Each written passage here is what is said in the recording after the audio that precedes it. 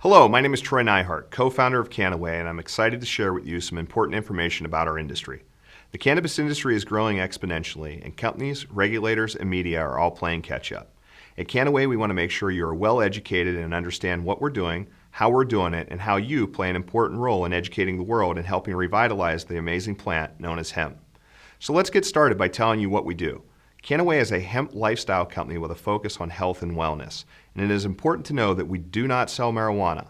Both hemp and marijuana are forms of cannabis, and the word cannabis is not correctly understood by most. So let's begin by clarifying the word cannabis for you so you're properly educated. Cannabis is the plant family for both hemp and marijuana. Hemp is an Old English word for the cannabis plant, and marijuana is an Old Mexican slang term for cannabis. Today, hemp is the term used to describe the food and fiber variety of cannabis, and marijuana is used to describe the plant when it is grown for high levels of THC, which is a component of the plant that gets you high. The easiest way to think about these differences is to think about citrus. Cannabis is to citrus as hemp and marijuana are to lemons and oranges. They're very similar but still distinctive in many different ways. Hemp has a very low level of THC and high level of CBD, while marijuana is very high in THC and low in CBD. CBD and THC are the two primary compounds found in cannabis, and there are over 85 known cannabinoids found in cannabis today. At Kannaway, our primary focus is CBD. Now let's talk about the history of hemp. Humans have been using and consuming hemp since Neolithic times. In fact, some of the earliest artifacts are hemp clothing and hemp rope that are over 9,000 years old. Scientists believe that hemp originated in what is now known as Kazakhstan, but one of the coolest things about hemp is that it can be grown in almost every climate, from the Himalayan high desert to the hills of Kentucky. Hemp has traveled with man as he moved from continent to continent.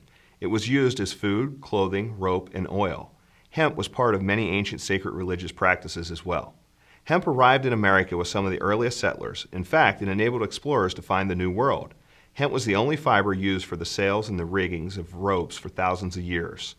Cotton sails would have rotted off their masts, and flax was nowhere near strong enough for rope.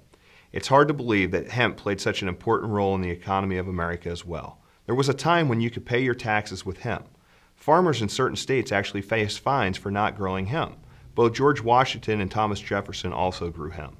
But from the 1850s to the early 1940s, cannabis oil was also part of the U.S. pharmacopoeia, which meant that it was a well-known medicine and often used by doctors to treat everything from menstrual cramps to toothaches. Hemp was so valuable that the magazine Popular Mechanics declared hemp the next billion-dollar crop in 1938. And then it all just stopped. But before I go into why hemp disappeared in America, why don't you take a look around yourself? Almost everything you see could be manufactured from hemp today. From the paint on the walls to the carpet on the floors to the plastic of this screen to the clothes you're wearing on your back. Hemp is a very sustainable and versatile crop. The hemp products you're seeing in the grocery stores today are just the beginning of over 25,000 products that are known to be made from hemp. Imagine a renewable biofuel to insulating concrete. It's been estimated that over devoting 11% of the U.S. farmland to hemp production would supply the energy needs of the United States for well over a year. Hemp is being grown in countries like Australia, Canada, and the Netherlands, as well as China and the United Kingdom right now. As a nation, the United States imports over $500 million worth of hemp products from these countries annually, and that number is only increasing. Sadly, the United States is one of the only developed nations that does not permit hemp agriculture for commercialization. So by now, you're probably asking yourself, if hemp is so great and you cannot get high from this, why are we not growing it here in the U.S.? The short answer, bad science, racism, and politics. But I strongly urge you to read the book, The Emperor Wears No Clothes by Jack Herer, and draw your own conclusions about this era of prohibition of hemp.